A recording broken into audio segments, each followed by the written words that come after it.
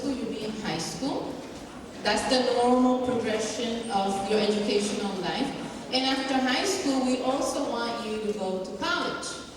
How many of you think that they're going to make it, they're going to go to high school, they're going to go to college? I don't see everyone's hand here up, way up, nice and high. Your teacher, okay, thank you. Okay, thank you. Your teachers are working very, very hard to make sure, excuse me, thank you, to make sure that you are prepared, better prepared to achieve your dreams, okay? Whatever that may be. Some of you may want to be lawyers, some of you may want to be doctors, some of you may want to be teachers or principals, okay? Whatever your dream is, whatever you want to achieve in life, your teachers are preparing you now with the basics that you need in order to complete every step of the way, okay? And we don't want to send children to the middle school who can't do what they have to do. We want to prepare you here and make sure that when you go to middle school, you're the best middle school students the middle school's ever got, because you came from PS 75. You believe that? Very good. So, I have a young man here, Mr. Johnny Torres. He is the General Advisor and Programs Director of Saving Latin America. It's an organization that deals with Latino issues. Okay? He is here today to bring some guest speakers to you to talk to you about career awareness and what they have to do in order to prepare themselves to have the career that they have this day and age. Okay? Do you understand what the purpose of the assembly is? Yeah. Okay. So when these nice people who came to visit our school get up to talk, you have to be what? Very, very quiet. And you have to pay attention. Especially because there will be an essay contest. Okay? You need to pay attention. You will have, yes, not everything, but you have to show what you understand, and you have to show how things are important to you and how things are important for our community. So, we have an essay contest. The top 10 students who win the contest will go to a very nice celebration dinner with their parents to a very nice restaurant. It's going to be very nice and fancy. But we can only pick 10. They have to be the top 10. So you have to be very attentive, listen to what the speakers are saying, because some of the things that you have to answer on the essay, which you will get from your teachers, have to do directly with what they say to you and how you felt about the message that you received today. Okay? So, how many of you like that idea of writing the top 10 essay? Everyone's hand should be up, because I have very good writers in this school. Very nice. So, in order for you to win the top 10, you have to pay attention. So now I will introduce to you Mr. Johnny Torres, and he will introduce the rest of the speakers. Okay?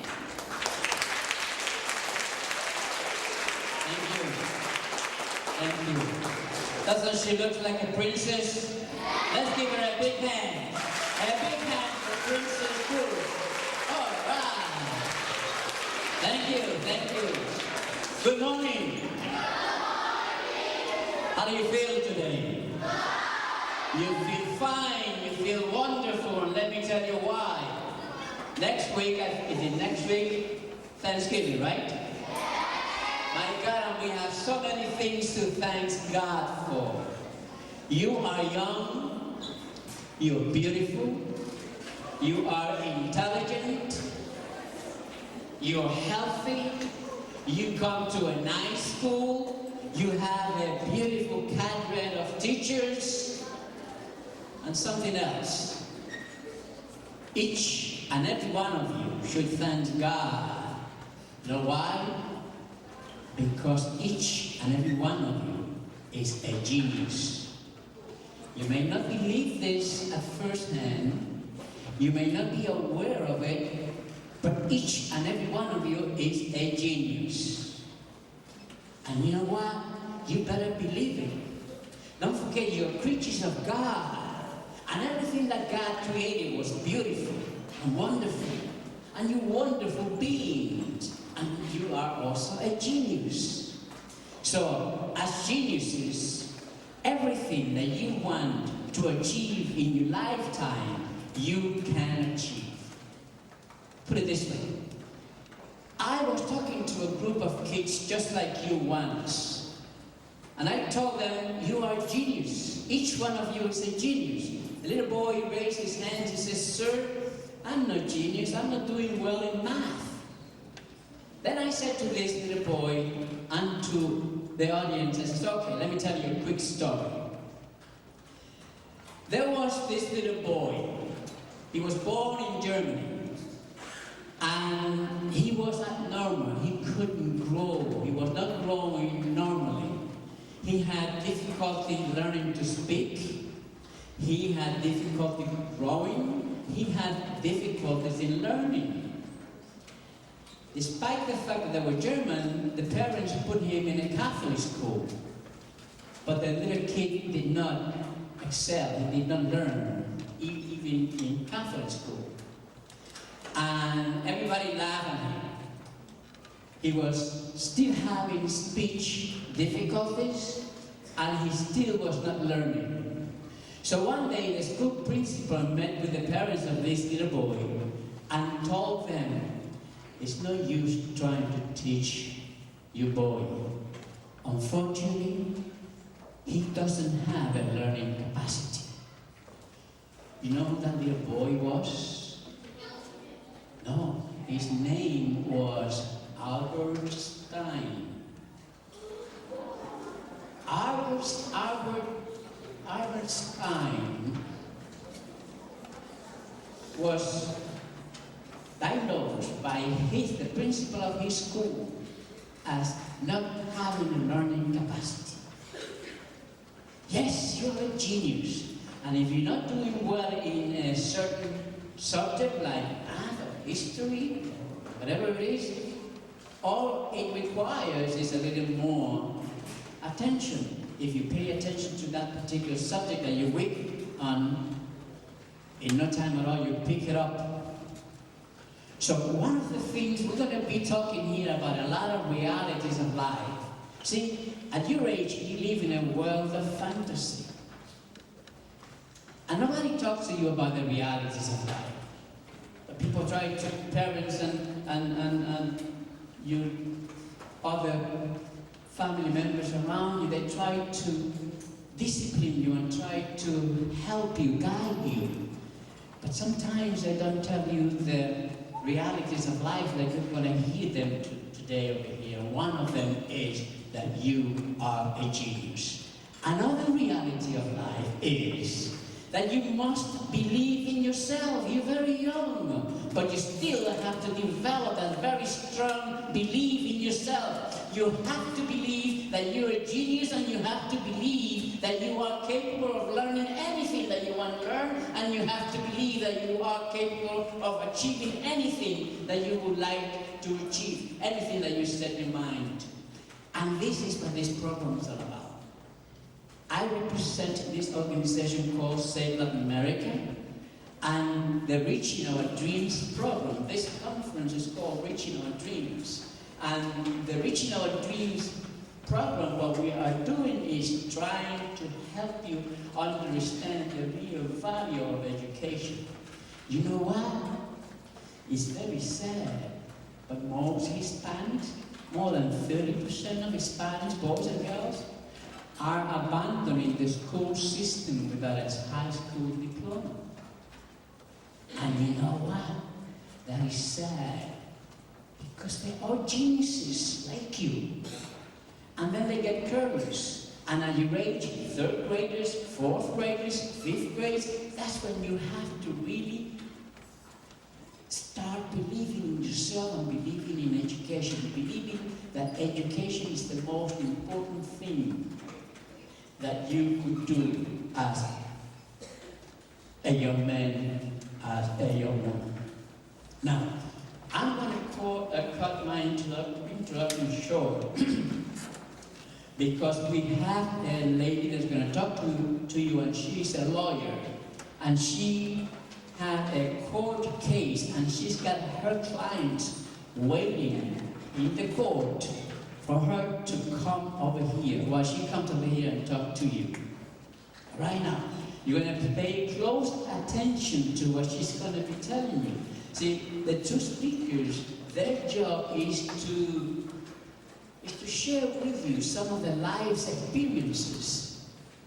That's their job. My job is to present them. Their job is to share with you some of their life's experiences. Your job is to listen and to make mental notes, because you're going to be invited to write an essay.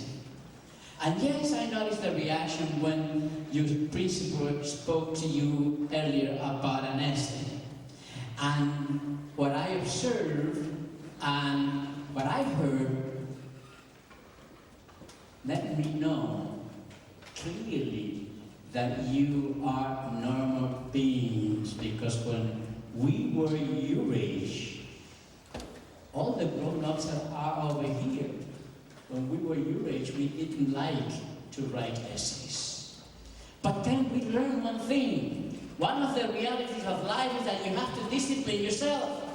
And what is discipline? I explain discipline very easily. Discipline is the will to do those things that you don't like to do, but that are the right things to do. That to me is discipline. And that's another reality of life that you're going to learn here today. To discipline yourself, to understand what discipline is. So with that, I'm going to go to the mic, Pura Niglio. She is an attorney and a friend, and she loves you all. We're going to be talking about love a little later. Ladies and gentlemen, let's give Pura a big round of applause.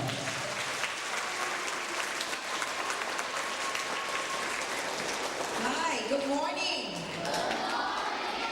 Well, you heard him say, he messed up my name, okay? My name is Pura Milagros de Jesus. How many of you speak Spanish? You know what that means, right? Pure miracles of Jesus. Man, my mom, what was she thinking of that she gave me that name? Then I married somebody Italian. His name is John Caniglio. So from Pure Miracles of Jesus, Caniglio means rabbit. Now I'm Mrs. Rabbit, and I like carrots. Anyway, thank you for inviting us here and welcoming us this morning. I was born in Puerto Rico. Yay! And I wanted to tell you that Johnny Torres, and you all know that I'm a lawyer, but I want to let you know that so many things happened to me through the years of my growing up, that if I had made the wrong choice, I would not be here today. So I want you to know that maybe about 10 years ago, I was sitting right where you're at. You're supposed to laugh. Many years ago, I was sitting like you in a classroom or an assembly like this. And guess what? I never would imagine that one day I would be an attorney, that I would be helping people with problems, and that I would be helping people that are innocent. How many people know that some people are in jail for something they did not do?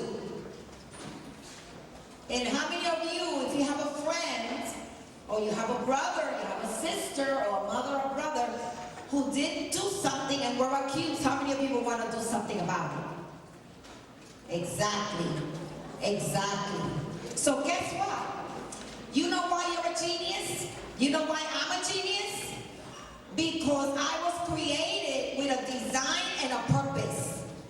So were you. You were created with gifts, and you were created with talent, and you were created with intellect. That means you're smart. You were created with goodness. By nature, you are good. And you know what that means? That when I was created, God put in me what I needed so that I could be an attorney. He gave me all the abilities that I would need because he knew there would be things and people that would try to stop my situation. Another voice inside of me would say to me, oh, you're not good. You know why? Because you're a woman. You're not good. You know why? Because you're black. You're brown skin.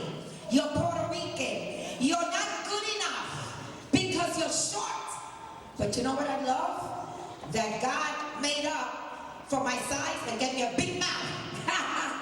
Hey. What he didn't give me in size, he gave me in a big mouth. And now I can go into the courtrooms and what?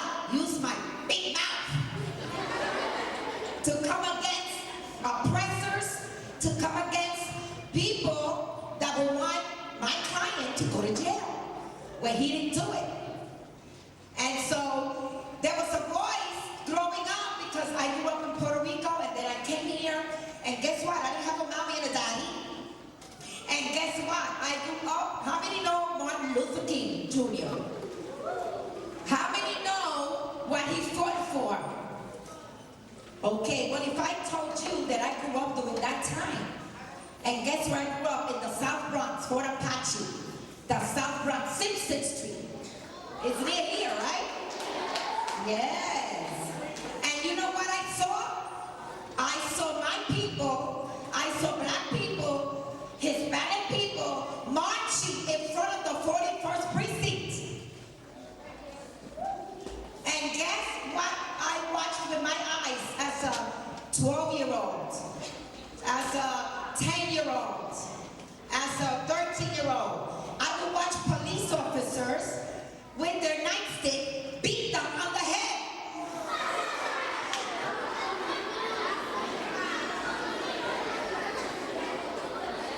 And guess what?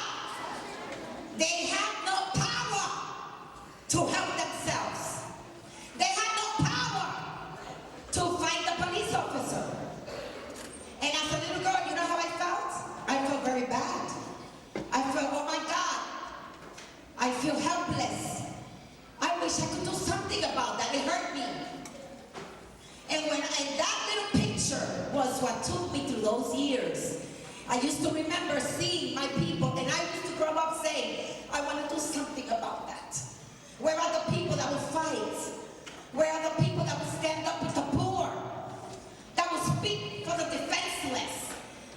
That will stand and fight for those that cannot fight for themselves? Who will fight for the poor against the oppressor? So guess what? When that voice came and said, oh, you're dumb, I would say, oh, no, I'm not. There is something in me that God put in me that I can make a difference in someone's life. I was created to do something about that. And today I've come full circle. I am that person. Because I didn't listen to the voice. Hey, there's a little drunk over here. I said, no. I will reach inside where there was strength in me already. I will reach inside where I believed. What helped me was my faith. And I reached inside and said, no, I'm better than that drug. I got something to do. Excuse me, drug. Oh, but you're stupid. Excuse me. No, I'm not. I'm smart. Oh, but you're a woman. Excuse me. I don't care. There's something in me that God put in for me to make a difference. And guess what? I stepped over the negative things. I stepped over those that said nasty things. The people that didn't like me. I stepped over the friends that were not my friends, but wanted to kill the dream to be a lawyer one day. Do you hear me?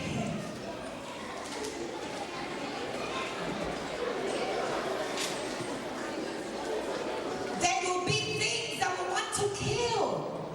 Whether you come from, you got two daddies, a mommy and a daddy. Whether you are a black, whether you are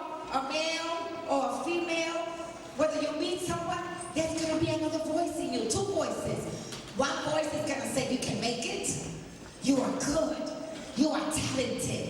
You have gifts. Another voice will tell you, you're dumb, you're stupid, you're not gonna make it. Look, you come out from the ghetto. You came out from Port Apache. But today I made it. Are you happy that I'm here? That there was another voice that I believed in that said I was good, and I tapped into that. And so today I just want to let you know that you are blessed because you were created to make a difference in someone's life. It's like if you were born, how many have pets? What's your pet's name? Sassy. Sassy. Dog. It's a dog. Let me put it this way. Suppose, what's your name? Jerissa. Jerissa. Suppose you were born, but when you were born, you didn't know there was going to be a Sassy. When you were born, you didn't know, right? When did you get her? You were 3 years old. But guess what? When you were born, you were already, it was determined that you already were going to have a Sassy and that you were going to impact his life, that you were going to help him. Is it a he? Do you, a she? It's a she. But do you understand, in other words, you were already set to help Sassy and to have her in your home and to nurture her, to help her, to feed her, to walk her, am I right? Well, guess what? That's exactly how your dream is. If you, let's say, refuse to take Sassy, right? Guess what? Sassy will be stillborn, am I right? Some other family would have had her if you refused to help her, am I right? So guess what? She would not have had the love and the care that you're giving it. It would have been someone else, or maybe nobody would have wanted her. That's exactly how dreams are. Dreams are that you were born to touch someone, to help, let's say, a pet. But if you listen to the voice that says no, you might never be there to help that person or that pet. Do you understand? Okay? So do you understand? That's how dreams are. You're here to make a difference in someone's life. And if you don't follow that path, guess what will happen? That dog, that pet, that person will miss out because you were never in the place. You never did what you were born to do. So I hope that somehow I have helped you today, and that the next piece of speakers, of course, they're going to bless you as well. Amen? So thank you so much. Be blessed. Follow your dream. Amen? Follow your dream. Thank you, Mrs. De Jesus. She's going to run out court. Thank you.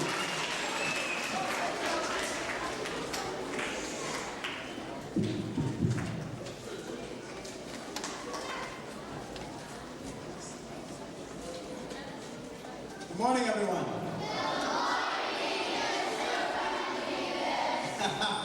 I like that. How's everybody today? Great, I feel great too. I really feel fantastic being here in front of you. Reaching for your dreams. I like that. I like the way that sounds. It's great. As you know, my name is Remy Rodriguez. I work in healthcare.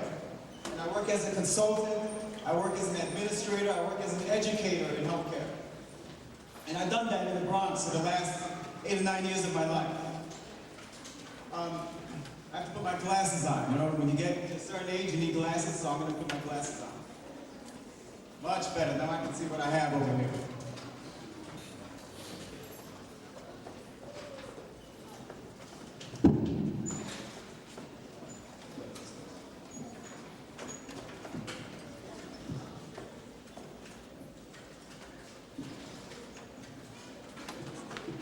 Technical malfunction. The name of today's program is called Reaching for Your Dreams. Reaching for Your Dreams. I love the way that sounds. I love what it says. And it says a lot. You know, I think that everyone who's ever lived must have said those words at one time or another. How many people here have dreams? I do.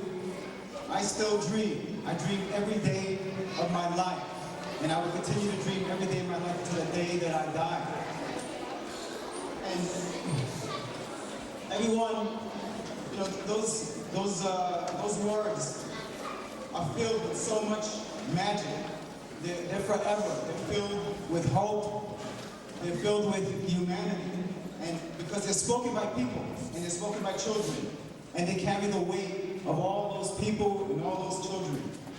And for everybody, and for children like yourselves, and old people like myself, I'm only kidding. I don't think none of us ever get tired of dreaming. And the difference is, do we just dream and do nothing about it? Or do we dream and then try to make it real, okay? And then when we dream, do we begin to put a plan in our minds on how to achieve those dreams? I once read a book called The Path by an author of the name Richard Matheson. Richard Matheson has written a lot of books and he's written a lot of movies. Did anybody here see I Am Legend?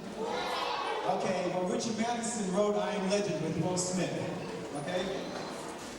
But The Path is a little bit of it's a different kind of book. It's not a book that was made to be made into a movie, okay? And The Path is kind of a book about who we are and what our purpose is here while we're alive, okay? And everybody here and everybody that's alive has a purpose. In The Path, it says that everything that you see around you as a thought everything that you see around you started as a thought. And that thought became an idea or a dream, okay? And do you know why it became a dream? Because every thought that we have is a living thing. It wants to find a way to live, okay? And if you speak it, then it goes out to the universe. And when it does that, it wants to find a way to live. And if you don't make it live, somebody else will, okay? And that's pretty powerful stuff. It means that each and every one of us has a tremendous amount of power to think and to dream and to turn those dreams into reality, to make them part of our lives. I'm going to tell you a little bit about myself, okay? I'm Puerto Riqueño. My parents came from Puerto Rico a long time ago. Here's my mother, by the way. I love you, Mom. That's my mother. I love my mother, okay? And she came here, and my father came here, not knowing where they were going, or what they were going to do when they got here. They came here with very little money, with very little clothing, no furniture, and not being able to speak the language. But what they had was a lot of faith, and they had dreams, okay? They had dreams for a better life, for a brighter tomorrow, a place where they and their children would have a better life, and then the one that they left behind. Now that's a dream. And they passed those dreams and their desire to dream on to me. As a child, besides your family and your friends, the only other thing that we have is the power to dream. You know, it's how we start to make sense of who we are and what the future might be for us and how to make it work for us, you know? And what we want is to tie that dream into what we're doing in school, what you're learning in school right now, okay? So we can use the lessons that you're learning right now as part of your life and as part of your dream. I knew when I was a little boy that my dreams would one day help me to make a better world for myself. And the secret to that dream was education. My world got bigger and bigger the more that I learned.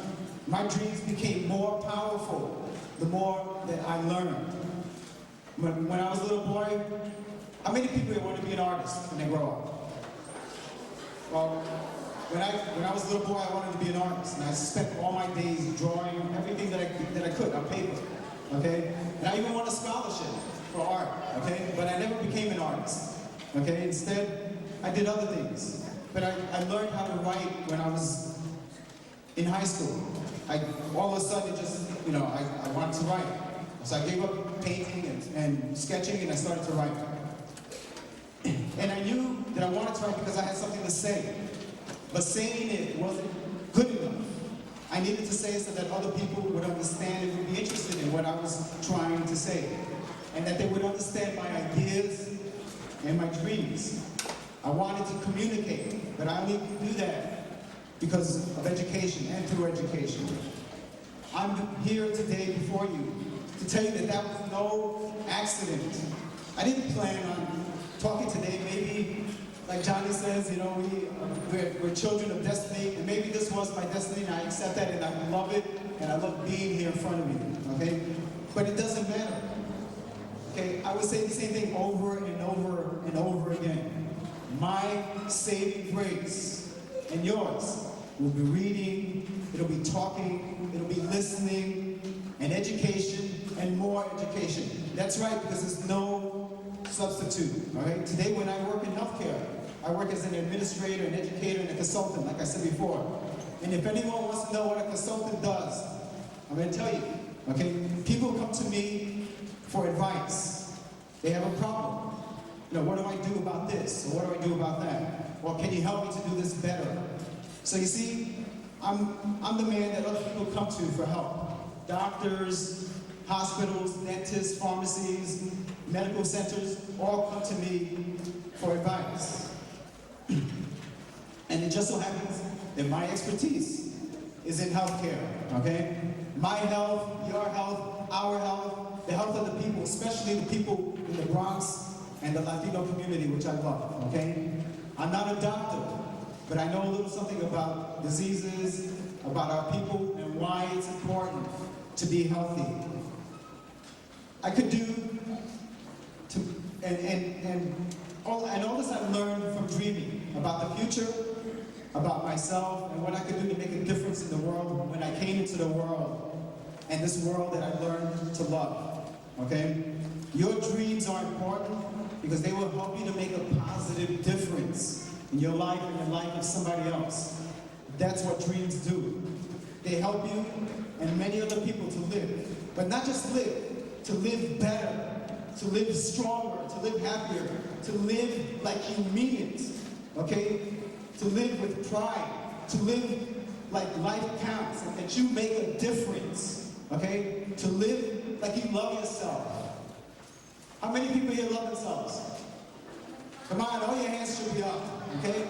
I love myself, all right? To live and to touch the life of somebody else so that they love you back.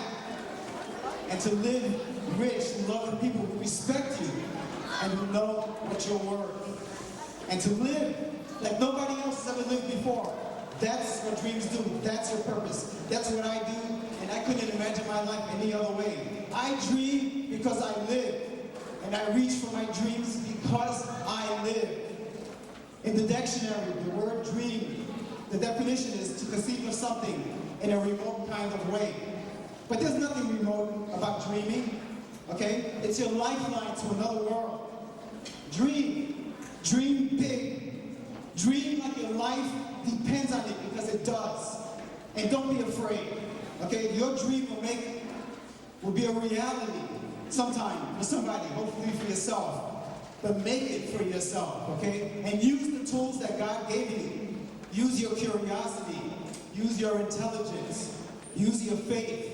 Your desire, your education, your friends and your family. And most of all, use your imagination. Dream of a world where everything works, and maybe it works because you did the right thing. And then go out there and do the right thing, okay? Reach for your dreams.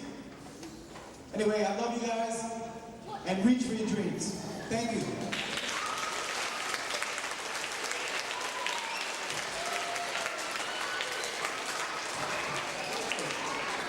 Terrific.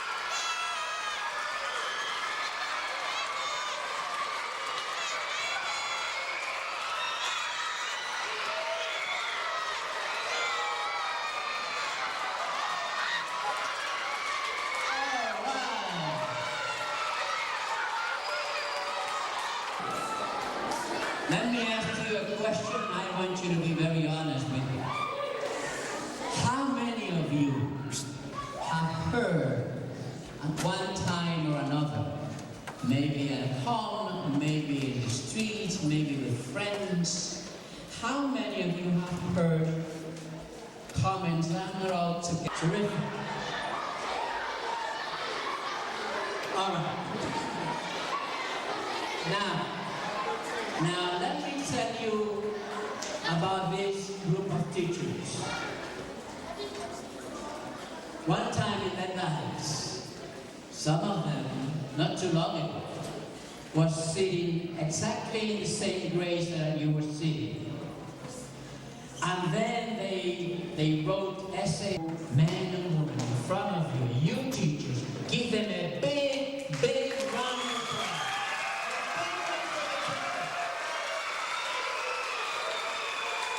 I want to hear the teaching.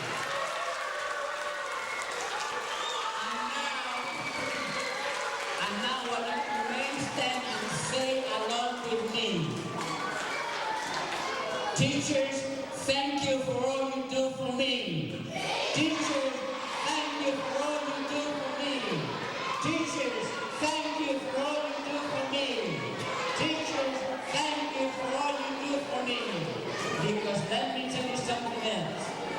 In the process of teaching and passing on to you whatever they learn and helping you mold your life, you spend so much time with the teachers that they get attached to you and they learn to love you. So say, teachers, I love you. Teachers, I love you.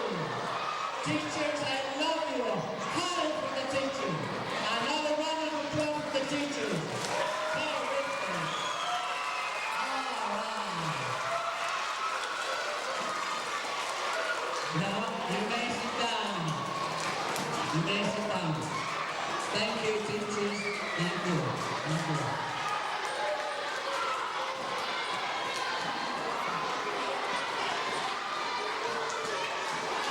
Now, I want to close with a quick